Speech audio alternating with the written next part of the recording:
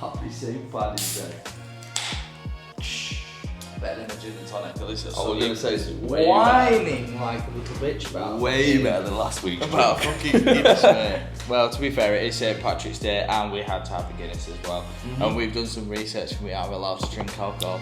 We are allowed to drink alcohol. It's not the fact that this podcast is all about alcohol, but it's literally just, we're having a drink because it's the evening. That is what we'd usually be doing, which again makes us sound like fucking alcoholics. But not every evening. Like, I'm just gonna shut the fuck up. Yeah, you're digging it over. Welcome to episode number 2. Where the fuck are you off? He's getting his list. But to be fair, we didn't even need the list last time. So to be honest with you, I did keep. Yeah. I'll live all in there. Like, I didn't know this, peek. to be fair, mate. You could have fooled me. Well, yes, guys. Welcome to episode number 2. Goss. Number 1 went really, really well, to be honest with you. Like, we were super happy. Like, make sure that you guys keep sharing, keep sort of pumping it as much as possible. It really does mean the world to us when you guys give us a share or or as I say, give us a subscribe. Give us a subscribe. Give us a subscribe. They man. cost nothing. But yeah, man, like literally, we appreciate you all very much and keep those comments and questions kind of coming through. Obviously on our Instagram, because obviously basically what we'll do is we'll take the questions that you guys ask us in this episode and then we'll put them in the next episode, just so we're not looking at phones and fucking all pissing around with that sort of stuff. So, Mr. List, show us what you've got. List. What is on the list? Like, So the best question that we were asked, because a lot of the others were just random shit. yeah, I got asked how big's my knob, which you know who you are.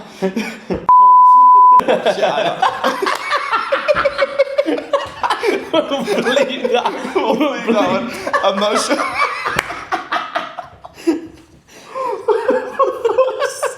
We can bleep that. Yeah, we'll bleep that. Bleep that shit. God damn. Too hot for TV. I think that might be a little too far, but yeah. Whoever asked that, like, you are see you next Tuesday. Yeah. But yeah, literally, we won't be airing that. Yeah, I got asked like, what's the biggest head you've ever cut? You know what, Stupid right? shit. I feel like for as long as your platform has your boys on it, Yeah, you're gonna get asked some shit. there will always be stupid questions on there. And to be fair, some of the stupid questions may actually get onto the channel. But yeah, well, I suppose they've got what they wanted because technically them 2 questions actually didn't get on the channel. So yeah, but the serious one was asked by Cal Halford, and he asked, where do we find inspiration and like sources of creativity outside of the hair industry? I know it's a bit of a cliche answer, and I don't want it to sound like I'm some fucking like artsy-fartsy knobhead, but genuinely everything. Like, there is, I don't know, some form. We spoke about it obviously in the last episode, is why me and you sort of get on, is because like you'll just see something so random. Yeah. I'll be like, I want to do a shoot like that. Yeah. Or I want to create something like that. Like, obviously, like Instagram for me is probably the best platform for inspiration. Yes, it's all encompassing, right? You've got every different thing that like piques your interest in one place, so it's a good source. It is, because he's got a bit of everything. Don't get me wrong, he's got a lot of shite. But Yeah, at you the have to same do a bit time, of doom scrolling to find it. It is good. But at the same time, like, I think as long as I do it where I do like a little spring clean probably every like couple of months. You know when you feel like you've just got loads of crap on Instagram? Like, I'll go through all my followers and I'm just like, if it's not personal to anybody, it's just like, I only want to see stuff that I actually like and what I'm inspired by. So it is one of those, like, I try and sort of like unfollow things that I'm not interested in at the time. Yeah. Fucking all of that crap, basically. So yeah, like, I think that's probably the best source of that, and magazines and like TV campaigns and stuff like that. Like, 100%. I'm big on magazines. Ainsley will know, like, I'm obsessed with magazines. You so like, shout out as well, is it Village in Village in Leeds, yeah. Crazy bookstore. And they sell some heat in there. It's fucking unreal. Like, literally one of the best magazines I've fucking read. Like, it's a thick magazine as well. There's so much good reference in there for shoes. Across everything, whether you're even like doing a hair shoot, like there's a lot of inspiration. There's just a bit of everything in here, to be honest with you. Really cool imagery. I love how it's that thick that it actually like switches. Yeah. Size, like, I've literally got to read it like 180 degrees. Yeah, I think stuff like magazines are a really good source because you kind of like, you might see something that's like your vision, brought to life, and you can kind of be like, oh, that's the reference I was kind of thinking of. You do sometimes as well realise the fact that somebody's already done it. Yeah, but great artists stole them, right? Like, to be honest with you, there's references everywhere. There is only inspiration. There's never such a thing as a copy. That's how I sort of see it. Yeah. I remember when I was like younger and you'd see like barbers in your area sort of doing stuff. It's like, oh, fucking copying me, he's doing it. No, you've actually just inspired somebody to do it at the absolute most. Yeah, that you did that. That's kind of cool. Thing. I think so as well. I think music videos, anything that's like, you know, that the word like culture. Anything that's within like the culture of what it is that you're involved in is just a super good source of inspiration. Like, 100%. There's loads of references. It might not even be that like great effort's been put into hair, but there's a lot to look at.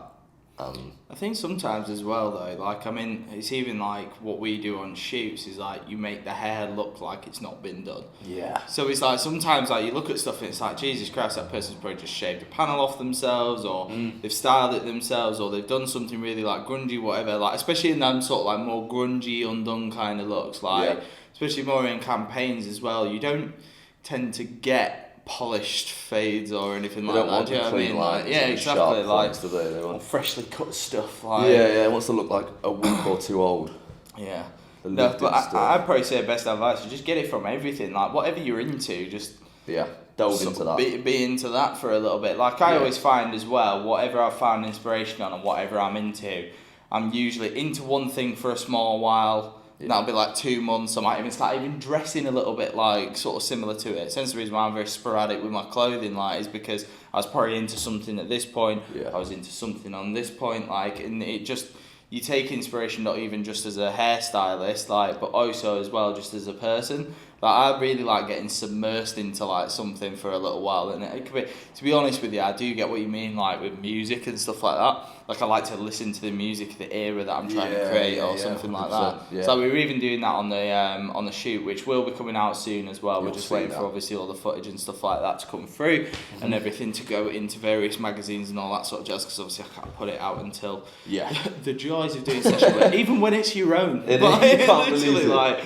I can't release, but yeah, that'll be coming soon. But yeah, we were literally listening to music to set the scene, to sort of set the scene for the model, especially because we were doing essentially a different genre for every single haircut. It was almost like a different era, different sort of vibe. Matching the music helps the model sort of get into that character. Like, I try and match it up as best as possible, but that's not always the case. So I think that's a really cool way of getting yourself in that mindset. It's like listen to some music, watch some TV. It's like when I did the global launch show with Charlie and the Hair Emotion thing. My theme or my sector of the show was acid house. Sick. So all I was doing, good genre, especially for me as well. Genre. Like, you know how much I love acid, like, as well. Like, just listening to the music, watching like a couple of like old school documentaries on stuff, like super super cool, man. Like, literally, but the best one, who was it that did the Brighton Pier? It'll piss me off because it'll fly out my brain. I do know the video you're talking about. What's he called? Bounce by the Ounce, or whatever it was. Yeah, it was massive. Like, there was like riots after it, or not riots, but basically like people getting stampeded and shit. I'll remember it later on randomly, and I'll call it out. But yeah, like, literally, that was a really cool video because that was, I think it was like Brighton something or the other. Early 2000s. Yeah. I think it was 90s actually. What was it? Was it Chemical Brothers? No, it wasn't Chemical Brothers. It could have been. Could have been. But we'll find it. We'll put it in. Right, next question anyway. That was the best one we had, honestly. That was the best one we had. It is shocking. I got asked as well, like, who's your biggest inspiration? Like, it's hard because it changes all the time. It's a transient thing, right? I don't know. I always say as well, I've got a fucking nan. I know that sounds a bit soft, but at the same time, I don't care. Like, I love my nan. She's the one who got me into hair, got me into cooking, got me into art. Like, I spent the most amount of time with my nan as a kid, and she's the one that sort of gave me my creative flair. So I'd probably say big up me nan. Big up me nan. I was having a conversation with her the other day, and I genuinely, I think that's probably my biggest inspiration is her. And like, literally, I do a lot of the stuff that I do for her. So to be honest with you, that's probably my answer on that one, really. My biggest inspiration, because the rest, because I think the rest of them, come and go. Like somebody will inspire me for a little trend, bit, isn't it? And it depends what I'm into. Do you know what I mean? Like generally speaking, like they will still inspire me even when I'm into something else. Like say like like obviously before I started with Charlie, like Charlie was like my biggest inspiration. I love the fact that he was bringing hairdressing into men's hair. That was hence the reason why when he asked me to work with him, like I was like fucking hell. Jumped it. Yeah, like because like that was it. But then like it's not the fact that I don't respect him and he doesn't inspire me now. It's just more as in you move on to different people, and now it's like obviously like the Jodie Taylors, the Tareks, all that sort of stuff, like, and the Lorraines and fucking Nats, and do you know what I mean, like the session stylists that I really like look up to because I love what they're doing and I love the grind that they're putting in for what they do, because I know how much sacrifice it takes now getting into the fashion side of things. It now makes me respect them and inspires me even more. So it's like they're people that will change, but that will always stay a certain level of respect, I suppose. 100%, like, I feel like it obviously, at what point you are in your career, that's obviously a very different thing as well. Like when I first started cutting hair, my inspiration would have just been like core barber looking people, and then as you get more into like the artistry of hair, you might lean more towards you might lean more towards the hairdressing side or the session styling side or whatever it might be. So that is a bit more of a transient thing, but it can come from everywhere though, to be honest with you. Yeah. Again, like I think it's one of them. Like I think if you just get your inspiration from one sole box, you're only going to get one kind of person to a certain degree. Obviously, everyone's different, everyone's unique, everyone's got a different art, but you are only going to get like that hair inspiration. There could be different things. Like it's quite a hard question. Yeah.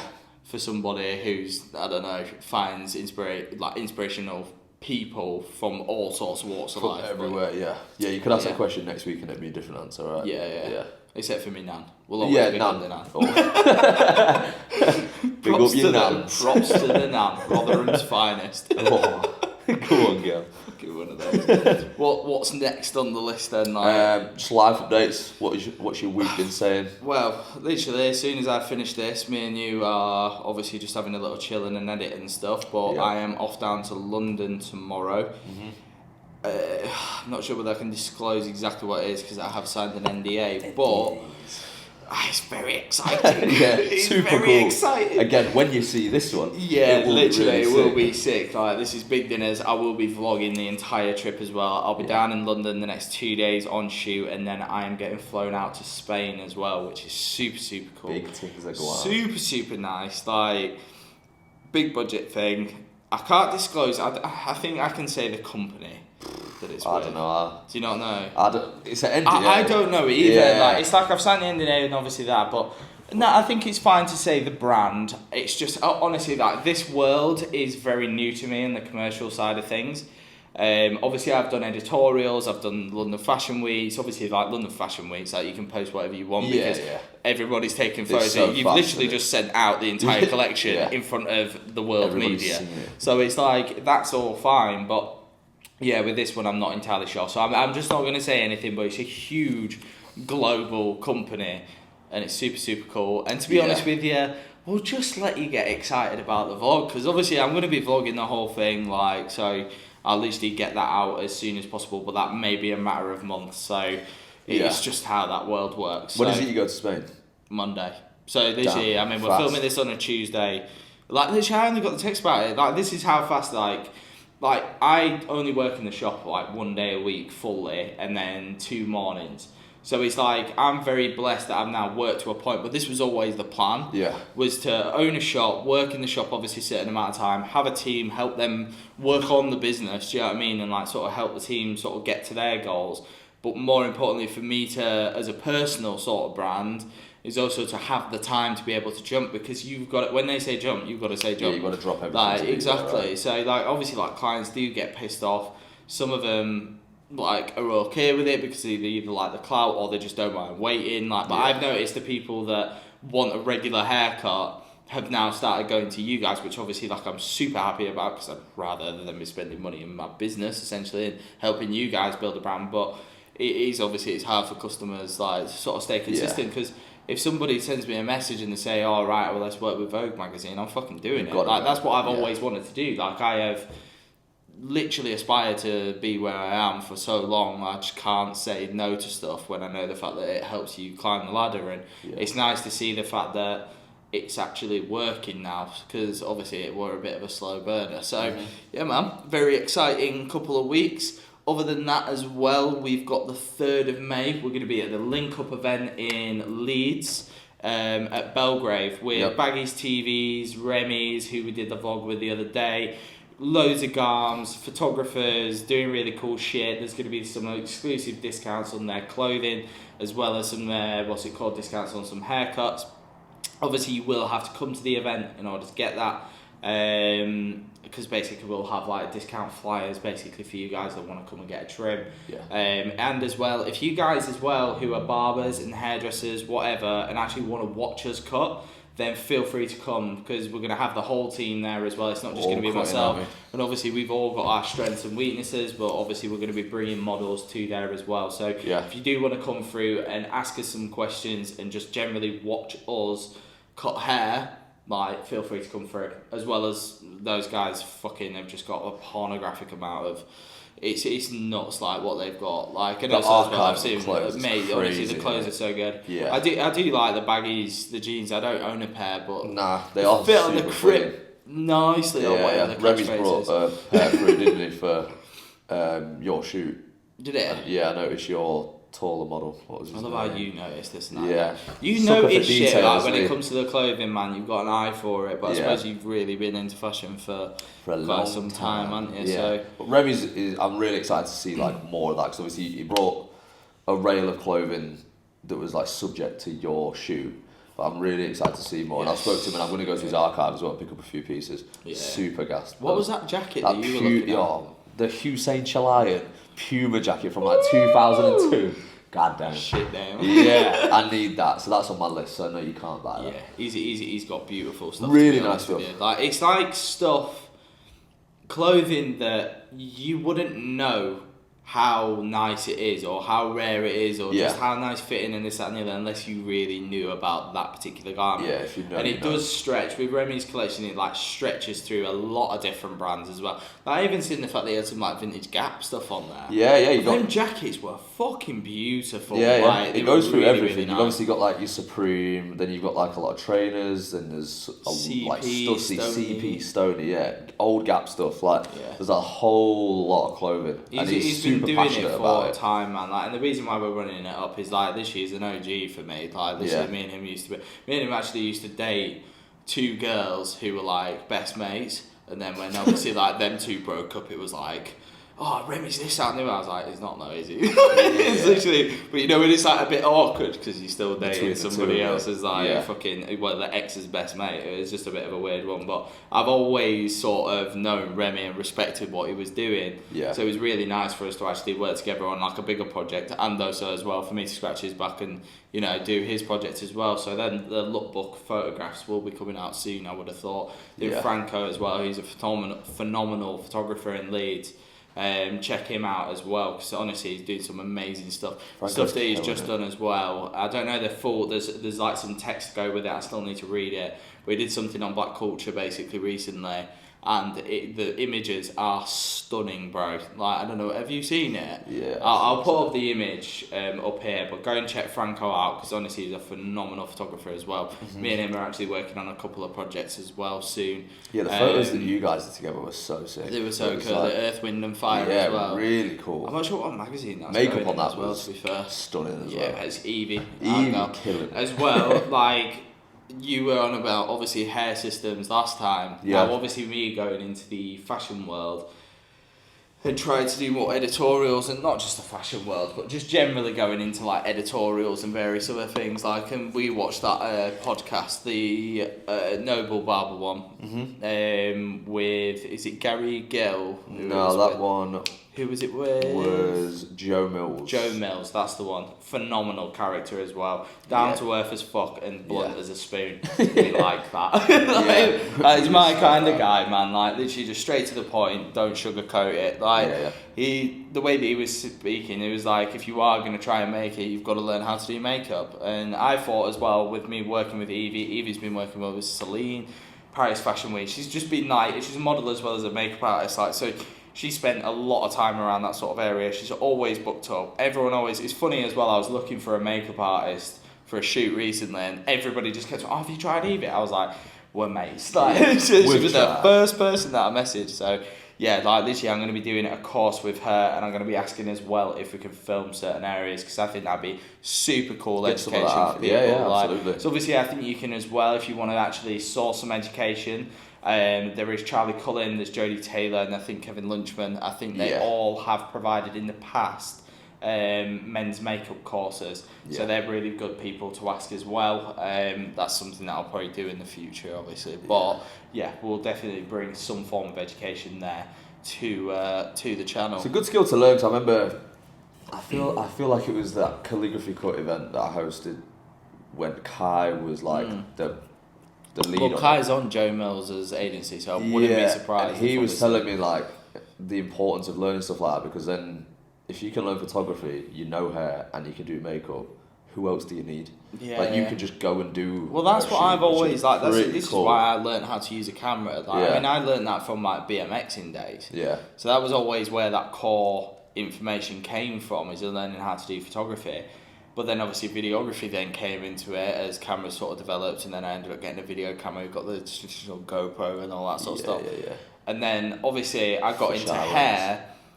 It wasn't until, because obviously like you're so fucking like into learning this craft, like, and sort of the blinkers are on, you wouldn't even think to video something and teach somebody how to do it or anything like that. Also as well, Instagram wasn't a thing. Instagram was that small. Russell Eaton, which if anybody knows, Russell Eaton is a huge fucking company. I used to run their Instagram page. It's like somewhere when you scroll down, it's like me, like huge company, huge job, but like literally like they really sort of saw the fact that I was passionate about it and let me roll with it. Like, so was this like Quiff and Spider Bites days?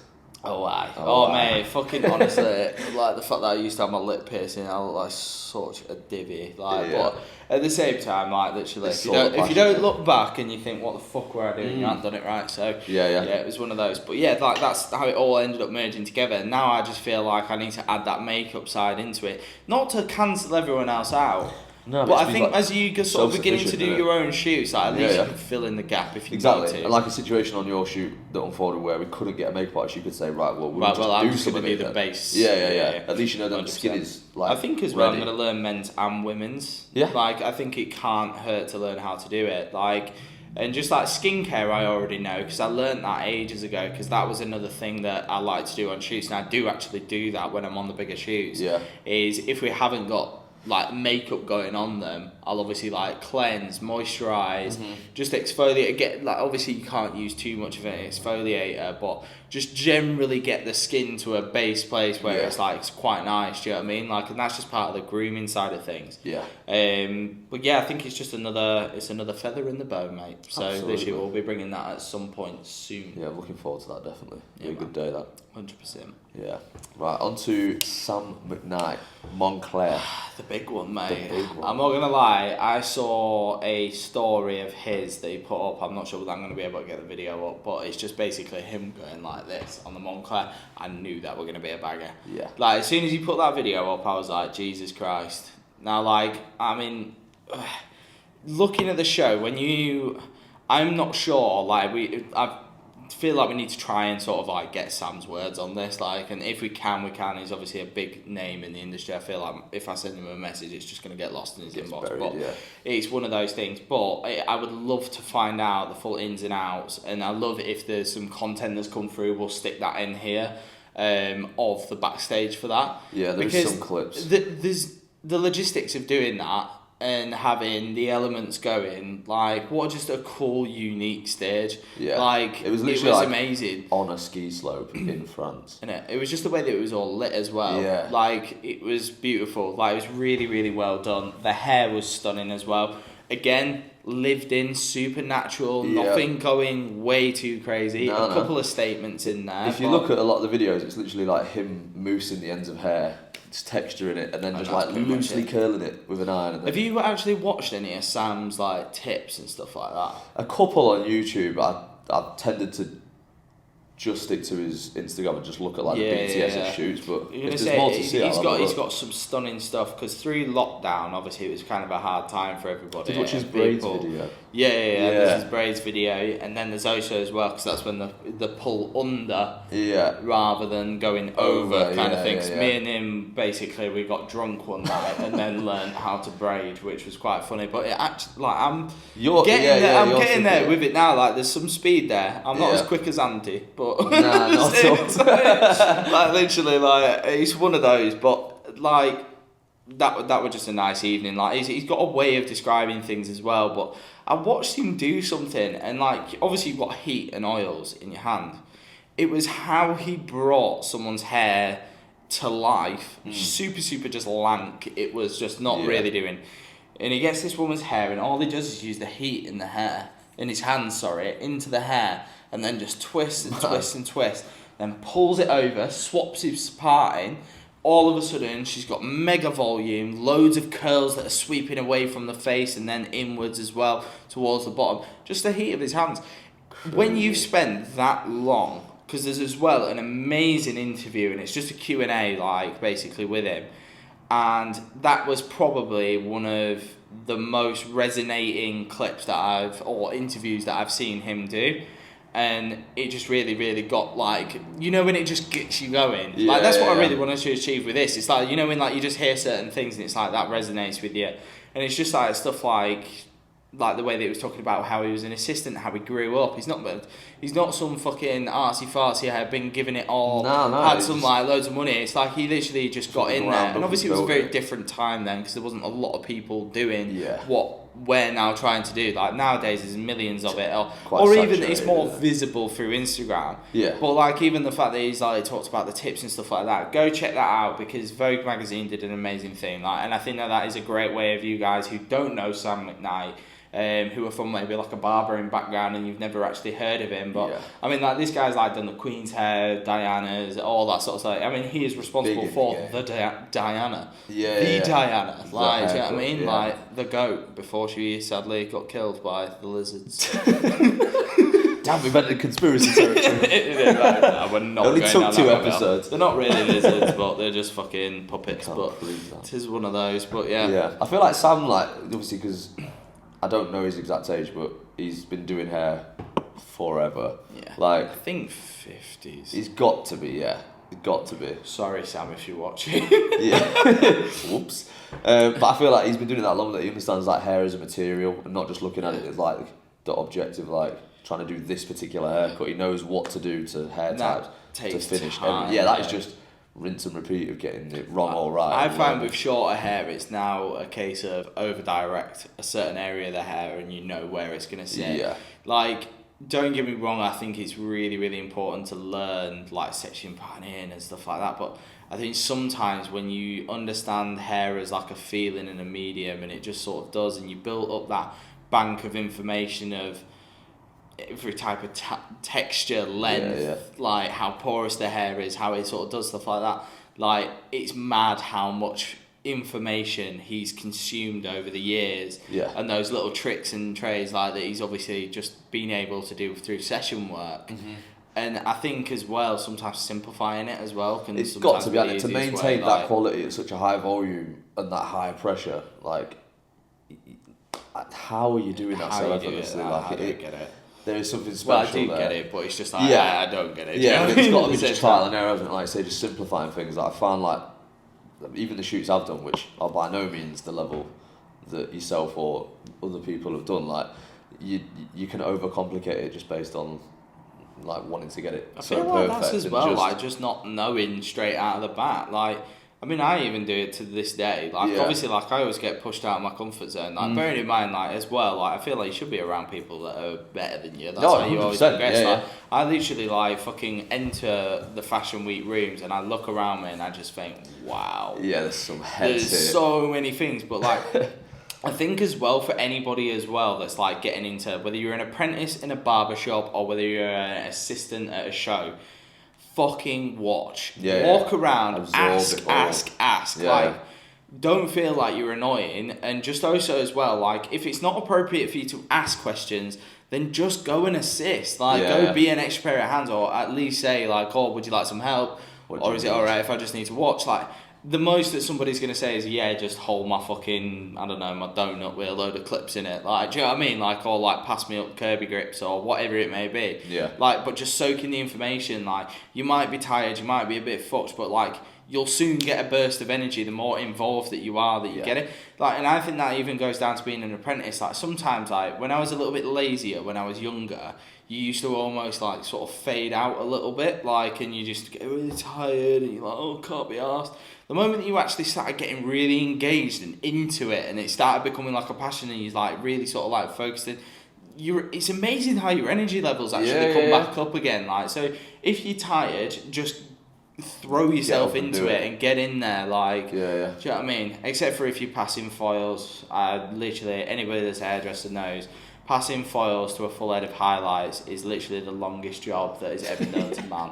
And even as an adult, I will even say it is shit, and it's not the one. Yeah, I've not enjoyed ever passing foils. No, you've had to do it a couple of times with me. Yeah, that's it's even so small. Imagine doing that for an hour and a half. Yeah. When someone came up to me and said, "There's nobody here to shampoo, is it alright if I stole your junior?" And you got to go for like basically you sort out the hair, and then they'd ask for a toner, you're like, yes, just killing time, just watching toner. Like, literally you do that, and then you go, oh, I'm just going for a wee, and then I'll be back with you, and then you just know the fact that, like, I've only got a couple more minutes. Or when you feel like you're falling asleep, like 45 minutes into it, and then you go, oh, I'm just going to do some more foils, even though there's like a deck of them. just so you can sit at the back and just move, man. Like, honestly, like, it's not the one. That's going back some years, man. Like, is that, to be fair? I don't miss them days, innit? Oh, Phyllis's perm rods. Hey, Phyllis, rest in peace, my lovely. Like, literally, like, I cut my teeth on Phyllis's hair. Yeah, we love a bit of Phyllis's perm rods. Bless the blue rinse. Have you done a blue rinse? I don't even know what blue rinse is. You know that, like, I don't think just that pale shade that every old lady gets, where it's either like... You know what, I've never done a blue... I don't think I've done a blue rinse. I've silver shampooed somebody's hair, but I don't think they're great ladies. Like, fair. I know what you mean, actually. I think I saw a video of that the other day. They all have it, like, just a pale shade. Yeah, I didn't actually know. Again, like, the gaps in my knowledge, mate. Like, honestly, I don't know. It's even perms and stuff like that. Like, I don't know how to do them anymore. To be honest with you, I can't even imagine doing them again. I don't really want to either. I used to do my head in, like, coming home as a kid, like, and fucking you've had a perm or two in. Like, literally, you walk through the door, you get in car, everything would just smell like egg and shite. Like, it's just such a horrible smell. And, like, your salon stinks for ages. You've got to empty bins immediately. Then when you're taking your towels home, they then stink. I mean, you do the towels for our shop, so... Yeah, I don't want perm solution go through. I feel like Kirby might have something to say about that. She's already annoyed the fact that you do it. Yep. I was like, I do pay him, so he can pay you. Like, literally. Deductions. Like, literally needs passing down. Yeah. But yeah, what a beautiful show for Moncler, to be honest with you. Moncler's always been doing cool shit, though. I know, it's cool. It's like, well, I don't know about cool. Interesting to see as well, like, how fashion brands take on different journeys, and obviously, like, the only Moncler you really see now is, like, roadmen wearing the Moncler jackets, but beneath that, or even above that, is, like, a very beautiful line who really do care about the vision that they're creating. It's just that trickle down. Do you not think, right, this would be interesting, because I feel like you're more into, like, you just know a little bit more when it comes to, like, clothing and fashion brands and stuff like that.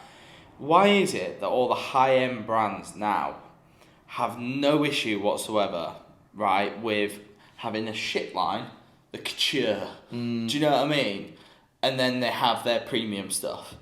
But it's just like, it's purely for sales. What happened to the, I don't care about, basically, the common man fucking not being able to wear my stuff because we are premium. Like, there was something almost inspirable, like, or you would inspire to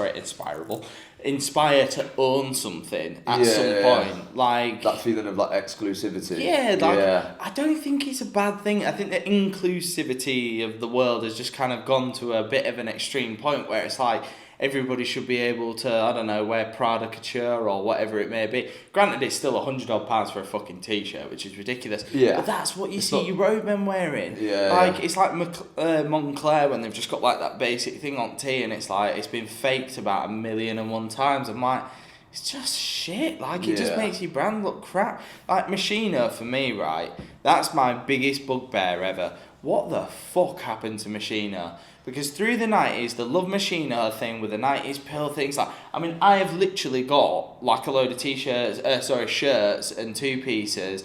Like, I've sold stuff, like, me and my boys, like, we used to rock up to, like, D&B and Jungle. Well, it wasn't even D&B at this point, it was more Jungle. I'm not that old, but it was still fucking Jungle at that point. Like, they were the ones that we went to, Jungle, reggae, dub, all that sort of stuff.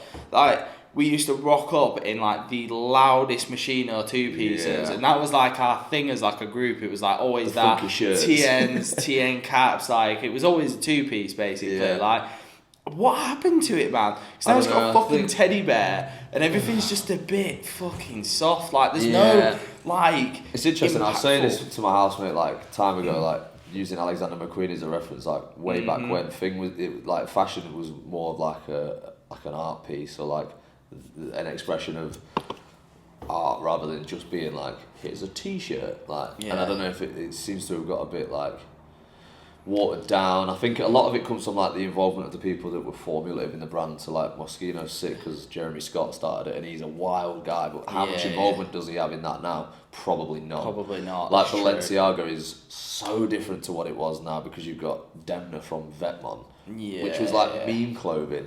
And now it's like, I wonder if they'll buy a fucking crisp packet wallet. Like, which is that funny. Sellotape bang. Yeah, but like Balenciaga was like, I get the ideas of pushing the boundaries, but like there is such a thing as pushing boundaries and then just doing it because you know the fact that you can get away this from is it. It's like seeing a pair of tits as like a fucking thing. Did you see that thing? That was crazy. I'm just like, that's not about fashion, is it? That's just clickbait. Yeah, clickbait. How am I going to get this show into as many reels as possible? Yeah. And also just doing it because you know the fact that you can. There's no art in that. It's just a bit deliberately provocative, but in all the wrong ways. Yeah. And I'm not about it, bro. Like, it's just personally, like, I like high quality.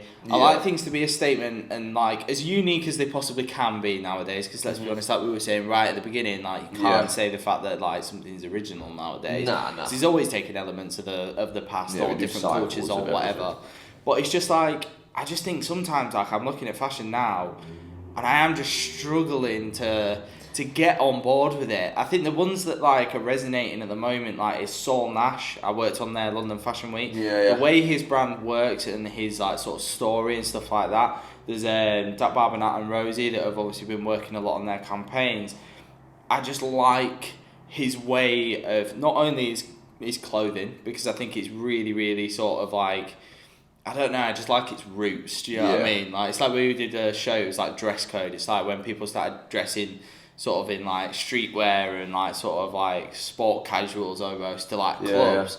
And like obviously like we've been doing that for years. Like that was like that raver scene that all of a sudden started coming into the clubs and stuff like that. And like, I just like that. Do you know what I mean? I think that's the connectivity to the person that runs the brand as well, because I feel like that with any brand. Like I used to think a Cold War was sick because Samuel Ross was like, he was doing like elevated tracksuits and it was cool, like, and it was about like kids from council estates wearing these things that we can elevate them. But then the minute they come away from the brand, it loses its identity. So like similar to you, like I probably 5 to 10 years ago would have looked at a brand like MKI and gone like, not a fucking prayer. But I fucking love that shit now. And it's super hard. But yeah, like we all love it in our shop. We do. But like, because I can see the brand and there's a store in Leeds and you've got the connectivity to the and as well, to the place. MKI specifically has come a long way. I mean, he just used to do blank. Well, to be fair, he was doing blanks before Blanks in Essentials was even a brand. So to be honest with you, they've kind of got that kudos, or even if they were very, very small. So it wasn't like it was just copying and imitating. And again, having that Japanese like sort of element to it as well. Really, really cool lettering and all that sort of jazz. But the stuff that they used to make, I'm going to be real, like for as much as I love the brand, it was shit. Even the quality was crap. Like it wasn't the one. Like there was quite a lot of the presses, like the prints and stuff that would fall off. Like I mean, like I had some of the earlier stuff and it just wasn't really slapping.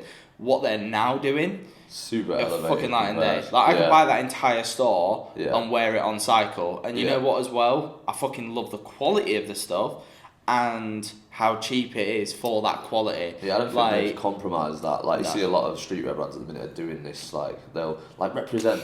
I never wore it, because it was never my shit, because I was always a skater, but, like, I understood what it was, but now, like, it feels like the price has gone up and the quality's come down. Like, 100%. Which, like, MKI hasn't done. Like, if you look at, like, Tucson as an example, like, the quality is premium, but the price... It's the best pair of jeans I've ever had. Easily the best pair of jeans ever. And everyone who buys a pair says that.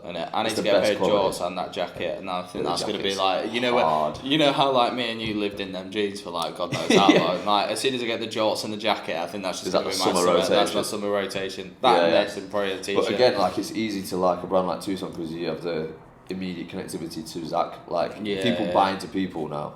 It's true. I think that's a really, really good point, and I think that's just generally like branding. Yeah. Nowadays, it's like having a bit of a story. It's the person behind the brand. I think nowadays, like, we don't know who owns half of these bigger ones. Like, no. Unless you're in certain cliques, and even then, like, exactly, like most of them are owned by LVMH, which is just like a huge umbrella. Or it'll be in some form of that many investors that it can't make a fucking solid decision on anything. Do you know what I mean? Like, and like all of these collections are just getting churned out, and I think sometimes it's like that's the issue with the fashion industry is if you just constantly like doing things years in advance and just churning it and churning it and churning it and getting it done kind of mentality, you lose the creativity. Like, what happens to us as hairdressers, like, if we get busy, we start losing the passion for it, like, as in too busy. Like, as in you don't have a minute to think, you just like literally constantly, as soon as you're done, next one's in, you start not caring about what you're doing. And like, I think that's what's happened to the fashion industry for quite some time, and I think it can happen to anybody in any industry when you start essentially being too busy, like overstepping the limits, thinking about money and just churning things out and making other people happy as well. I think it's a bad way of sort of doing things. I think the world should go at a slower pace sometimes. It's like 100%. Let it just be creative, let it just be different. Information, I say, like, I know it's a bit of a cliche line that whole creatives need time to just do nothing. Do you reckon any of these people that are actually sort of creating this thing actually have time to do nothing? Get inspiration from different cultures and spend time everywhere like else, like, and actually soak up some other things to interject into their brands or whatever. Like, no, like, realistically, they're just sat fucking churning stuff out and thinking what other people may like instead of actually thinking, wow, well, what do I like? I'm the face of this brand, I'm the person that created it, like, or the person that's in charge of it now. What now makes me happy, and what am I now going to put out into the world that makes me happy? If you guys like it, that's a bonus. But 9 times out of 10, if you make something that makes you happy, it ends up being fucking like the best thing that you could possibly do. And even if people don't, you don't give a fuck because you like it. Yeah, exactly. Yeah, I feel it's just like I was saying, fashion is just an extension of art, and it should be, whether it's controversial, whatever, you should get a reaction. And whether that's like, you know, negative or positive, if someone can't negatively say the core point of it is wrong, then it's still good. You know what I mean? 100%. But I think fashion should be more controversial. Yeah. Like Vivienne to Westwood a certain degree. Yeah, there's definitely limits. But look back I don't on want to pair tits on fucking But look back on like old Raf Simons things, look back on old Alexander McQueen, Vivienne Westwood, all them things back in the day were so cool. And I got to meet the new, artist. Right, hopefully he'll bring in a little bit of change, because I did like him as a person. Yeah. So obviously when I did the Vogue shoot, I cut the artistic director, Sean McGurr, his hair, obviously on the Vogue shoot. Yeah. I've got to be honest, he didn't have a very good haircut to start off with, so please don't judge me on that haircut. It was polishing turds. But you can see the photo, we'll pull it up. Yeah, we'll pull it up here, like, literally. But yeah, like, literally, lovely guy though. Yeah. Like, I think he was like Irish American, obviously with a McGurr. I kept on calling him McGregor for ages, which is not good. Sean McGregor.